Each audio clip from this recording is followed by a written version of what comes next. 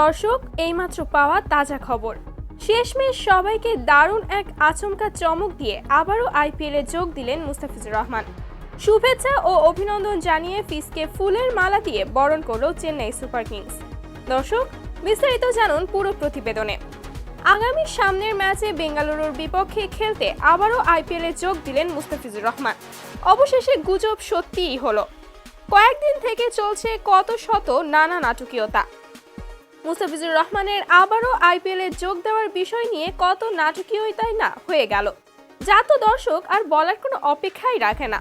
যে বিষয়টি আমাদের সকলের ভালোভাবেই জানা, এই বাংলাদেশের ক্রিকেট বোর্ড মানেই নোংরা রাজনীতির কারখানা।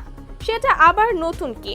তবে দর্শক, শেষমেশ বাধ্য হয়েই মুস্তাফিজুর রহমানকে আইপিএল খেলতে পাঠানো হলো বিসিবির পক্ষ থেকে। এতদিন শুধু অযথা তালবাহানা করেছে বিসিবি, কিন্তু শেষমেশ চেন্নাইয়ের টাকার কাছে হার মানল বাংলাদেশ ক্রিকেট বোর্ড। আবারও নতুন করে 5 কোটি টাকার চুক্তির বিনিময়ে ফিসকে পাঠানো হলো চেন্নাই সুপার কিংস খেলার জন্য। তো দর্শক, আপনাদের কি মতামত? শেষমেশ শত নাটকীয়তার পর আবারও আইপিএলে মুস্তাফিজুর রহমান যোগ দিতে চলেছে।